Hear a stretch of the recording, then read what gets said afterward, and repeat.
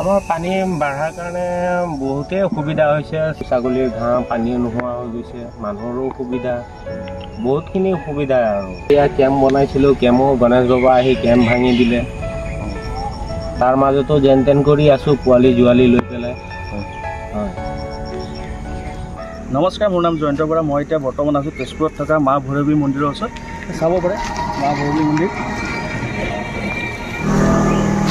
ইয়াত অহা উদ্দেশ্যটো হ'ল কি, প্ৰত্যেক বছৰে ইয়াত আপোনাৰ বানপানী হয়। সেই বস্তুটো আপোনালোকক দেখাবৰ কাৰণে মই ইয়াত আহিছোঁ। ব'লকচোন মোৰ লগত আপোনালোককো দেখাওঁ।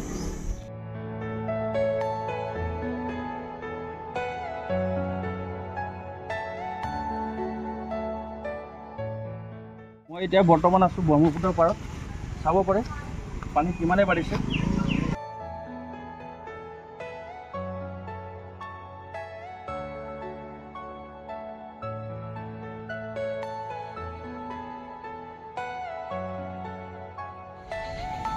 চাব পাৰে ইয়াৰ পৰা ভোমৰাগুৰি ব্ৰীজটো দেখা পাই থাকে। এইখন ভোমৰাগুৰি ব্ৰীজ।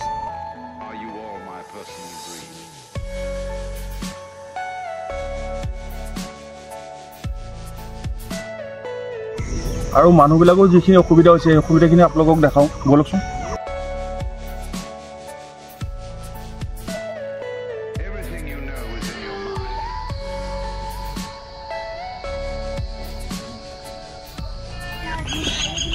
পানী ইমানেই বাঢ়িছে, মানুহ ৰাস্তাত থাকিব লগা অৱস্থা হৈছে।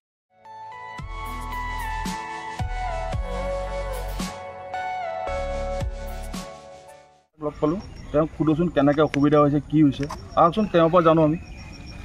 দাদা এই বহি আছে, আপোনালোকৰ কেনেকৈ অসুবিধা হৈছে, কি হৈছে অলপ জনাওকচোন। মানে পানী বাঢ়াৰ কাৰণে কি আপোনালোকৰ অসুবিধা হৈছে? আমাৰ পানী বাঢ়াৰ কাৰণে বহুতেই অসুবিধা হৈছে। ছাগলী আছে, ধৰক গৰু আছে।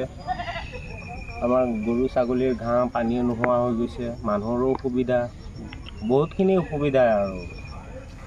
খোৱা বোৱা অসুবিধা। আপোনালোক থাকা মেলা ইয়াতে কৰে? এতিয়া থাকা মেলা এয়া কেম্প বনাইছিলোঁ, কেম্পো গণেশ বাবা আহি কেম্প ভাঙি দিলে। তাৰ মাজতো যেন তেন কৰি আছোঁ, পোৱালি জোৱালি লৈ পেলাই। হয়। আপোনালোকেতো শুনিলে তেওঁৰ মুখৰ পৰা তেওঁলোকে কিমান বিপদৰ সন্মুখীন হ'ব লগা হৈ আছে।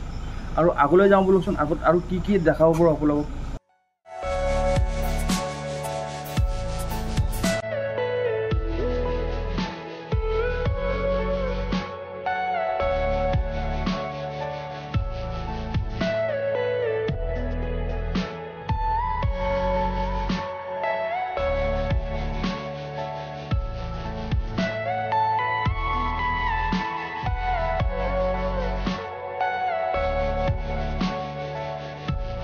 ইমানে পানী বাঢ়িলে গৰুখিনি ৰাস্তাত বান্ধিব লগা পৰিস্থিতি হৈ গৈছে।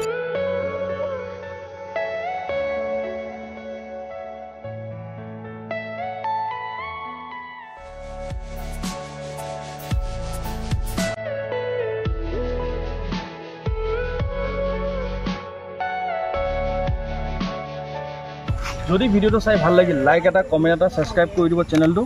নেক্সট এটা ভিডিঅ'ত লগ পাম। আজিলৈ আহিছোঁ, নমস্কাৰ।